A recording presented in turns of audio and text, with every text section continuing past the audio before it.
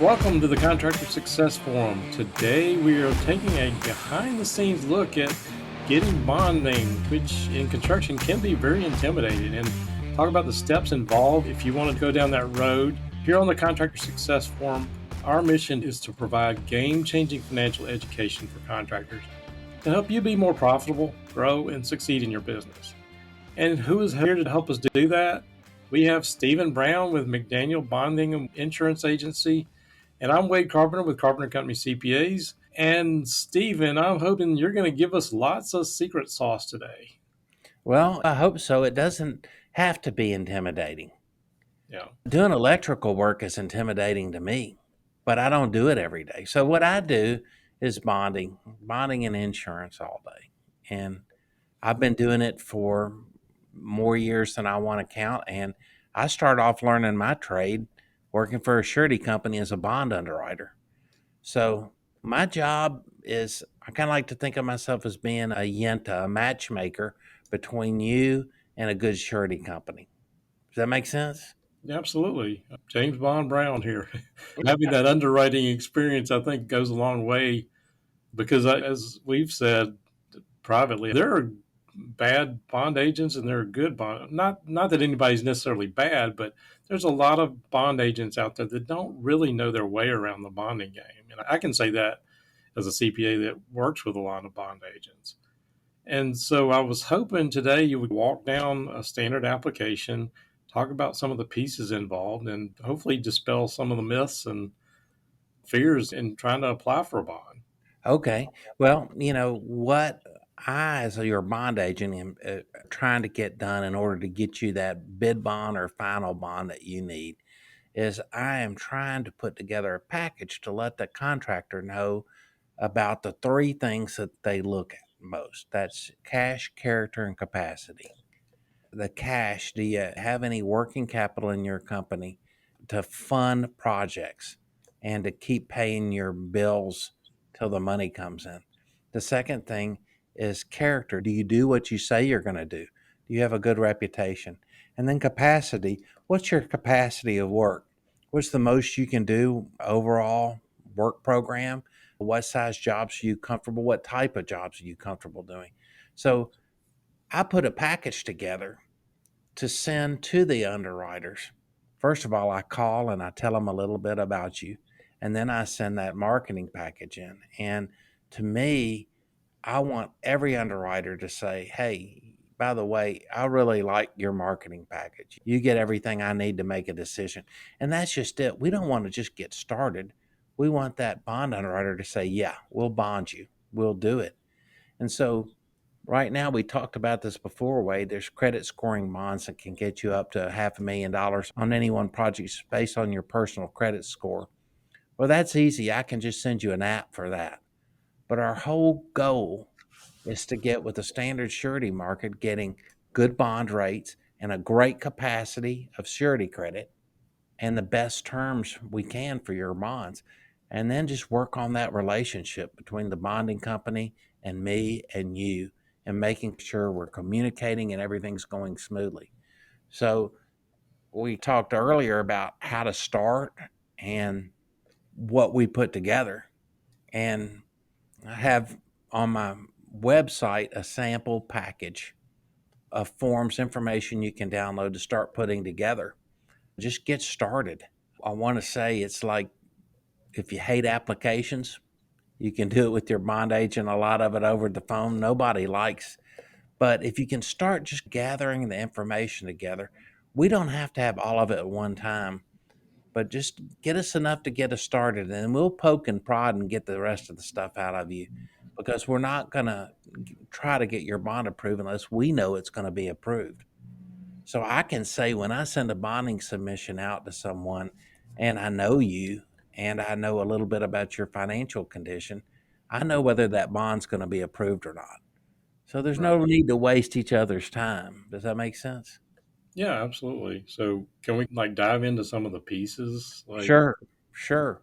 Okay, the so first thing is a contractor's questionnaire. And the contractor's questionnaire is normally 4 pages. It has been around since forever. The questions that are asked At McDaniel Whitley here, we have our own questionnaire that takes from all the different companies' questionnaires and merge it into one that all of them accept. So the contractor's questionnaire tells about who you are, name of your company, legal entity of your company. Are you a LLC, a C Corp? Who the owners of the company are. That's the first page. And then it just starts working its way down to a little bit more information. On the next page, it's asking for your work program, your CPA, what level of CPA construction year-end statement do you get? Is it a compilation or review, an audit? Then a little bit about your bank relationship. Do you have a banker? Who are they? What's their name? Do you have a bank line of credit established? And if so, what are the terms of that? Then you move on in to references. See, You're diving all the way down into the whole thing. well, yeah, well, Yes. I have to because I want our listeners to know what's needed as a foundation. Yeah. So can we back up a little bit? I suppose they just want to know who the company is, how long they've been in business, and just some general facts. Is that correct? But also, more importantly, references from specific jobs that you've worked with, other professionals. They want to know about that. Right. Right. And then you got into things like references for suppliers and Yeah, architects, engineers, suppliers, and if you're a general, other subcontractor references. And if you're a subcontractor, maybe some general contractor references. do they ever ask for references to owners of past projects? Because I do know they get into diving into the past experience. They do, and you want to put people in there that know you well and know your capabilities. It's also a great way to focus on what you do best. If you can't come up with any references, then your agent will help you with that. You've apparently done some work for someone and made somebody happy. So that's good to show. And then the next thing they want to know, Wade, after your project information is your staff, your project managers. Why do they want to know about the employees? Well, you can't have 100% of all the attributes of everything and still run multiple jobs. So they want to know you've got some experienced key people that can help you run those jobs. Also, if you have experienced people that are working for you, it does give you more of a stability if you're a new company as well. So that kind of thing's important. Well, I would think about different types of construction, and maybe your resume doesn't necessarily show that I've done this type of work, but maybe somebody that works for you has that expertise. Could that That's help and exactly play right. into it? Yeah, that definitely helps. That contractor's questionnaire is something that your agent always redoes and retypes. So you can scribble the information on there and do it, but in my entire career, I've never sent a potential customer a contractor's questionnaire and got it back perfectly done.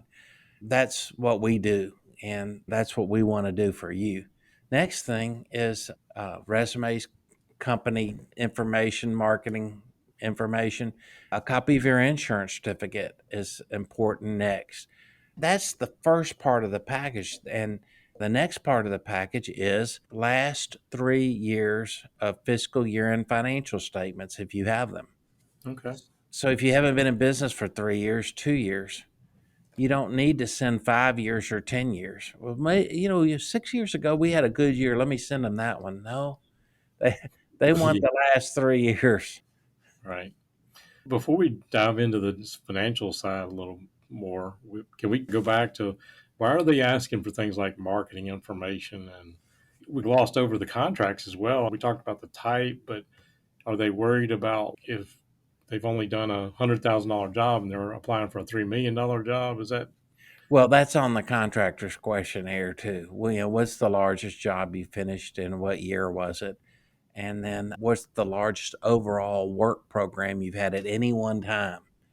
So, how much total sales, revenues, work contracts have you had you've been working on at any one given time and space? Oh man, that would have been 2002. I had a $10 million backlog or $50 million backlog. So that's going to really come in handy when they look at your financial statements, Wade. yeah? And they look at the jobs. that have been completed and jobs in progress. Wow. Talking about carrying some weight in my package, but the reason I want all these things is because the more I know about you, the better I can sell you. And we talked about the character part too. We've kind of like each other because there's a reason that we're called bonding and insurance agents. We represent you to someone else. So we represent you to the bonding companies and we represent you to the insurance companies to get you the best prices, the best coverage we can do. Okay. Well, Yeah. going back to what you said about the marketing information, why do you care? Or is that something that you're going to give the No, underwriters, or well, is that more for we you? Or might, but it might showcase some pictures of jobs. If you have a great website, that's something that definitely helps immediately create a comfort level with the bond underwriter. But the number one thing that a bond underwriter looks for, first and foremost, is your financial stability. And okay, you're like, oh, Stephen, we were having so much fun talking about this stuff till you brought that up. But wherever you are, you can always get to the next level for what you want. And if you tell me, Stephen, I need a $20 million bond, and your biggest job is $6 million or 5 million, then we've got work to do to talk about where to get you where you need to be. And that's okay. my So, job. Yeah. so in the situation like that, what kind of advice would you give a contractor to work up to that level of bonding? Are there Well, things that first, we can do to help get you there? Those kind of things. well, the first thing I would say is have a good financial board of directors in place that are already working on your behalf. And that's a good construction related CPA. Like you, Wade, construction accounting is an expertise that you learn by handling contractors and nothing but contractors. There's plenty enough to keep you busy, but you get a bad CPA, a bad attorney, a bad banker, then you're not getting good advice. So you want to seek out the best CPA, banker, and attorney, and also bonding and insurance agent.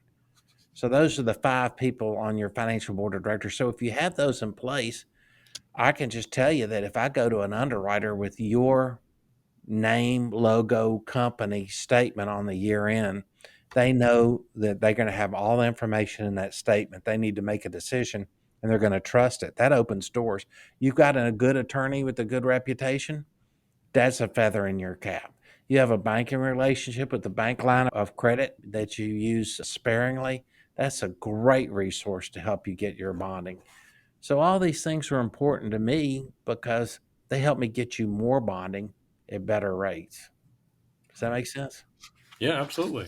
Okay, so we have the contractor's questionnaire, one, and then two, we've got 3 years worth of financial information. And so many times I'll hear, well, we don't have that. Well, send me your tax returns. Let's get started somewhere and see where we need to go. Well, I filed an extension on this year, so that, but then let's put together some kind of compilation financial statement just to see where you are. And that's my job to help you get there. And then it's Wade's job, for example, to help take you to the next level on your accounting system. And then we're going to need a personal financial statement that's no older than 6 months old. So we have sample personal financial statements. They don't have to be done by a CPA. They don't have to be perfect and exact, but they're basically we're telling the bond underwriter what other assets you have besides your company that can help back up your bonds. And then if we have a copy of your bank line of credit, letter from your bank, that's important. And that makes a good package. So you can see all the moving parts. It's like you can't build a good engine that works without a lot of moving parts in there. And those moving parts are business fundamentals. Everything I'm asking for to get you a bond, Wade, is a foundational support to a successful construction company. I've said that for a long time, and I'm not just saying it because I'm bragging about bonding companies, but a good bonding relationship means you're running a good company. Yeah. Well, I know we've talked before. Had some of my contractors get these bonds from overseas companies that's probably not worth the paper it's written on. I would say having a good bond agent as well can open the doors. You kind of put yourself behind everybody else, but I think having a good relationship with a bond agent that can explain your situation, that knows really the bonding markets out there. I know you've pulled a couple of tricks out of your hat with SBA and some of these other things for some of my clients. So, can you talk about that a little bit? Sure. I can just tell you what it was like when I was a bond underwriter and I Yeah. would get a package of information in.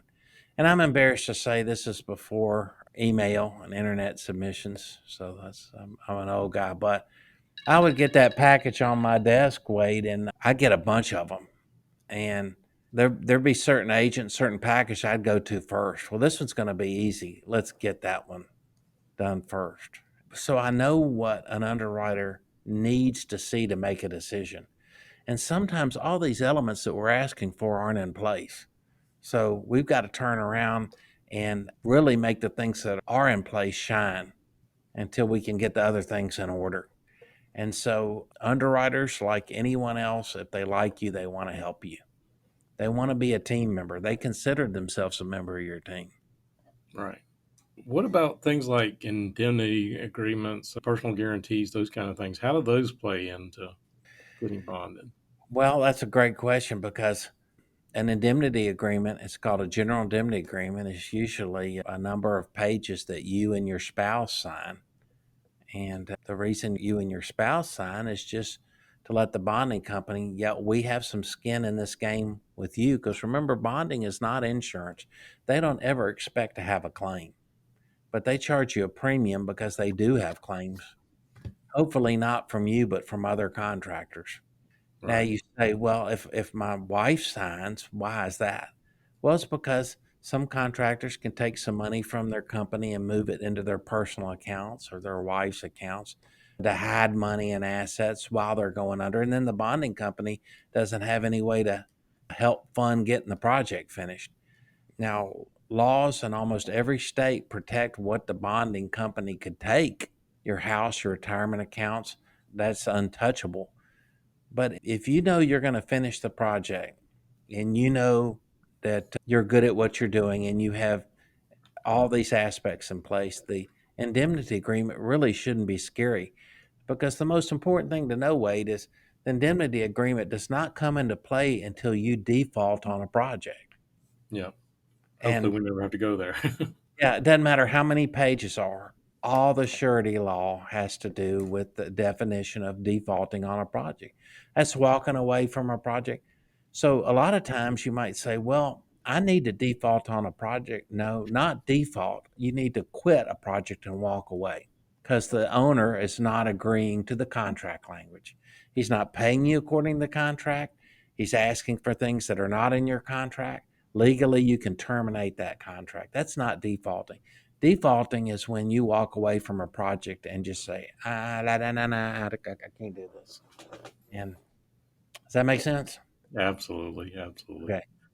Well, so I'm going to put you on the spot here a minute because I know you are full of stories from this industry for many years. Can you tell us some of the common challenges that you typically run into with a contractor and trying to get bonded, and maybe give us some stories of a case study that how you overcame those things?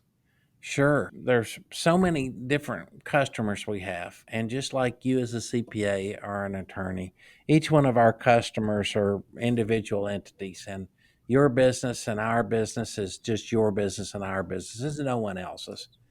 But as a general group of folks, contractors are some of the finest people you could ever want to meet.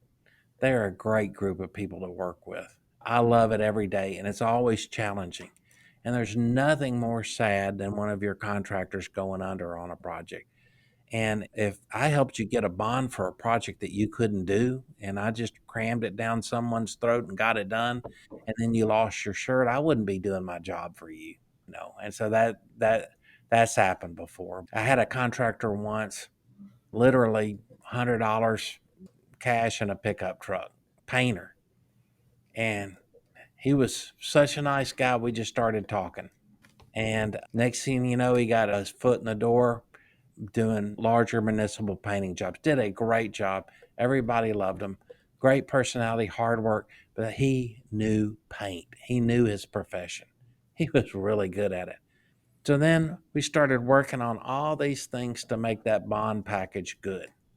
And then we got some little jobs bonded and the bigger jobs bonded and then $1 million painting job bonded on a big warehouse. And he was doing great. Unfortunately, he got into going to Vegas and got Um, sidetracked from what he was doing.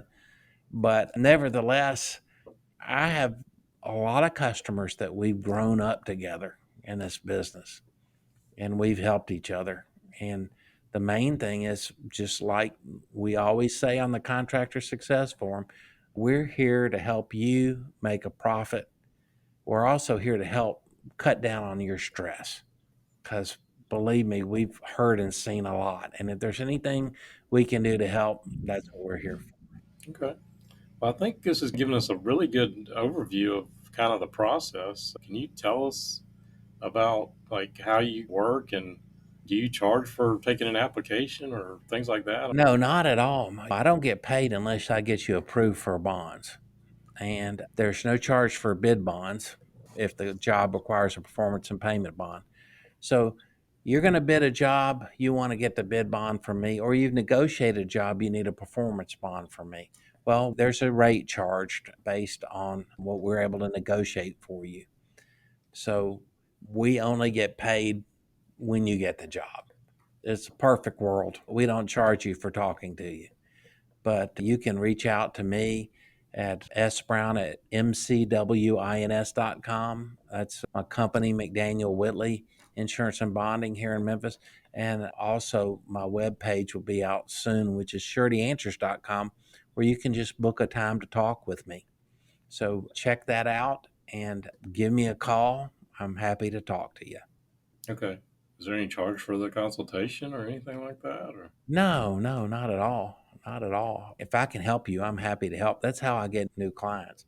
You might just have a good agent situation or something going on where you just need to bounce something off of me. I'm happy to help with that in any way. Developing relationships is the key to my business. okay, that's great to know. We'll Okay. definitely make sure your contact information is always in there, but maybe we can put the link to your website and those kind of things in the show notes where everybody can find you and maybe just book that call to talk with Stephen if they got questions about what we're talking about here. Yeah, and get a sample of this contractor's questionnaire and some other things just to help you get started, help you get focused. Okay. Okay. Any final thoughts before we kind of wrap up here? Or? No, I think we've covered it. Thanks, Wade. Okay. Well, thank you all for listening to the Contractor Success Forum, wherever you might be tuning in. Find us on all major podcast platforms, on Contractor Success Forum, or our YouTube channel at Carpenter CPAs. Be sure to check the show notes for more free resources and Stephen's information. If you haven't already, we would sincerely appreciate it if you would consider subscribing to our YouTube channel and ring that notification bell to follow each episode as we post it every week. We sincerely appreciate your support and comments in this journey, and we will look forward to seeing you on the next episode.